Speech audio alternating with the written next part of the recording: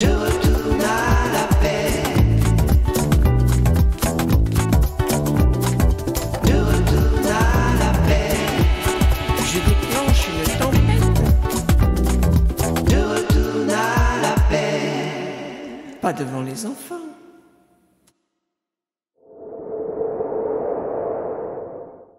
Allez, que la paix soit avec toi. Chaman Chorizo vous parle des Amériques où j'ai vu beaucoup d'Américains.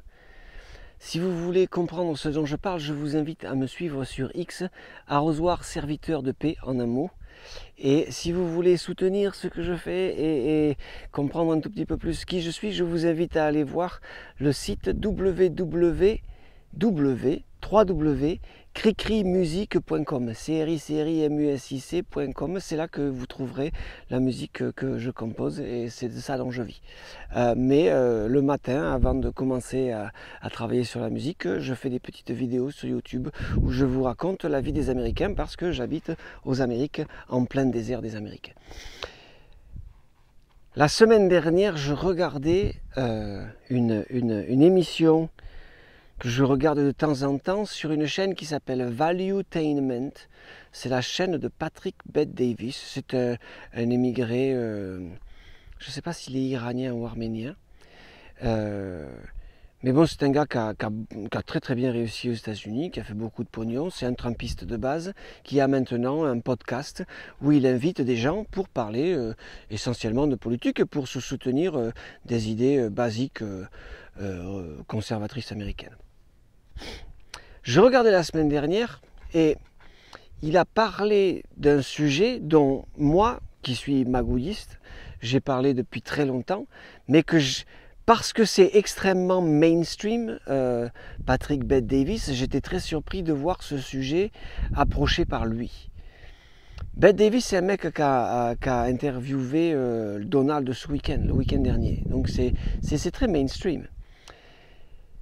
Et c'était tout un segment relativement long, de presque 15 minutes, où il parlait de la manipulation des événements climatiques. Et il disait que, bon, alors, j'ai mis ça sur mon X, j'ai mis le lien vers l'opération Cyrus, c'est une opération de 1947. Alors, c'était quoi l'opération Cyrus en deux mots? Eh ben, c'était l'armée américaine voulait savoir si, avec quel degré de précision il pouvait faire diriger un ouragan. Et il y avait un ouragan qui approchait le golfe du Mexique et qui allait se poser en Géorgie.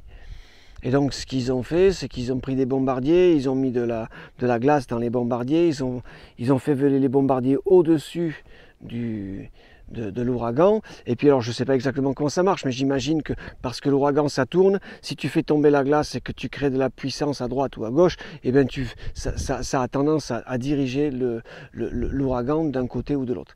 Et ils ont eu du succès parce qu'ils ont réussi à faire bouger l'ouragan. Le problème c'est que ça n'a pas juste fait bouger, ça a aussi amplifié considérablement la violence de l'ouragan et ça a fait des dégâts colossaux en Géorgie. Et donc l'affaire a été étouffée, mais c'est une affaire relativement commune. Si vous suivez le lien et que vous faites un petit peu de recherche, vous allez voir l'opération Cyrus, c'est la première manipulation officielle de la direction des ouragans. Alors après, dans son émission, Patrick Bet-Davis parle de tout un tas d'autres choses dont on a connaissance à propos de la manipulation des événements climatiques, comme le fait que pendant les Jeux Olympiques en Chine, le leader suprême chinois avait dit ne vous inquiétez pas, de la neige il y en aura parce qu'on sait comment faire tomber la neige. Ici aux États-Unis on a une loi qui dit que si on est une société qui fait de la recherche ou qui fait quelque chose qui a une influence sur les événements climatiques, on est censé notifier le gouvernement américain 15 jours avant l'expérience. C'est-à-dire qu'ils savent qu'il y a des choses qui vont modifier le climat. Et si tu vas faire ça, eh bien, il faut que tu annonces ça au gouvernement américain 15 jours avant, parce que tu n'as pas le droit de faire pour en obtenir l'approbation. Si tu n'as pas l'approbation du gouvernement, tu n'as pas le droit de modifier le climat. C'est une chose. Il a parlé de la conférence, de la convention de Genève des années 74, je crois, où après la guerre du Vietnam, où les Américains avaient utilisé beaucoup d'armes pour créer la pluie, pour faire tomber la pluie sur les Viet Cong, etc. Eh bien, il avait été décidé à à la Convention de Genève que les armes qui modifient le climat sont trop dangereuses et ont trop d'impact sur les populations civiles, dès qu'on n'a pas le droit de les utiliser. Donc c'est très intéressant parce que le Patrick Bet-David, il mentionne tous ces événements-là, mais c'est un mainstream, c'est un Trumpiste de base, ce gars-là. Et j'ai trouvé ça vraiment intéressant. Si vous êtes quelqu'un qui s'est penché, si tu es quelqu'un qui s'est penché sur la manipulation des événements climatiques, comment faire tomber la pluie, comment assécher certains endroits, et que tu es au courant quand même qu'il y a des intérêts corporatistes sur cette planète qui auraient complètement... Tout se passe comme si ces intérêts corporatistes avaient intérêt à assécher ou inonder certains endroits. C'est une conversation qui est mainstream aujourd'hui aux États-Unis. On en parle ouvertement. Et la conclusion de Bet-David, c'était pas forcément, il n'avait pas forcément une approche très magouilliste. Il disait, si en 1947, on savait déjà comment faire un angle à 90 degrés à un ouragan qui arrive vers les États-Unis, et on a conclu d'ailleurs comment amplifier un ouragan, comment est-ce possible que 3/4 de siècle après, on n'a toujours pas trouvé comment atténuer l'influence des ouragans, tu vois? Si l'information que le climat peut être modifié et que l'armée a le pouvoir de modifier le climat et que des gens d'intérêt privé ont la capacité à modifier les événements climatiques, si tu veux, tu ouvres la boîte de Pandore, parce qu'en ce moment, on nous explique que si tu n'éteins pas l'eau quand tu te brosses les dents, c'est à cause de toi que tout le monde va mourir, tu vois, et qu'il faut que tu bouffes des sauterelles. Et ça marche que si on n'a pas déjà la solution. Et il semblerait qu'on ait déjà la solution, et c'est pire que ça. Aux États-Unis, on découvre en ce moment avec ce qui s'est passé au Nouveau-Mexique ce week-end. Comment dire ça? La suspicion est très grande des événements climatiques qui se passent aujourd'hui aux États-Unis. Je trouve ça vraiment intéressant que la conversation, que ces sujets magouillistes avérés, que ces sujets magouillistes dont on sait qu'ils sont là et dont on s'est fait dire, si vous avez parlé de la manipulation climatique, qu'est-ce que vous avez pris sur le rable? Si vous avez essayé au dîner de Noël d'expliquer aux gens qu'on sait comment manipuler le climat, alors là, j'aime autant vous dire que Marie-Agnès, elle vous a dit le reste. Mais si vous êtes une de ces personnes qui est très au courant des manipulations climatiques, et de comment c'est courant et de comment on sait faire ce genre de choses, et que ça pose une vraie question par rapport aux événements climatiques désastreux qu'on a, parce que si on sait comment atténuer la puissance des ouragans, et si on sait comment amplifier la puissance des ouragans, et si on sait comment les diriger, comment se fait-ce qu'on ait les ouragans qu'on a en ce moment aux États-Unis? C'est une vraie question magouilliste qui est vraiment mainstream. Je vous invite à manger du saucisson, à manger du bacon et du prosciutto. Et je vous dis à bientôt. Et si tu crois pas à la version qu'on te donne à la télé, et si tu crois pas la version qu'on t'a donnée à l'école,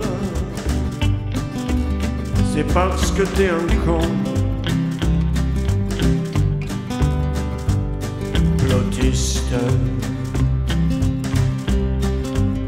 c'est parce que t'es un con.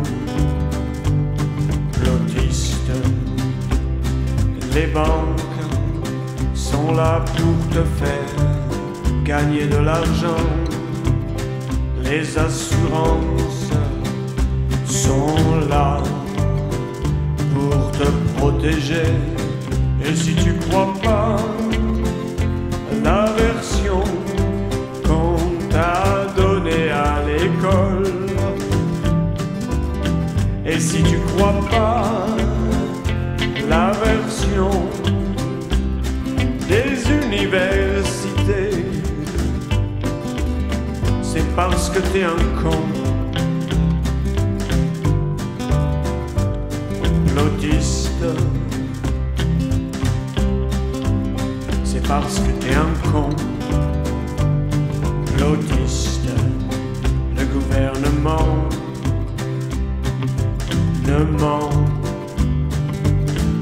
jamais. Le président, c'est le plus intelligent.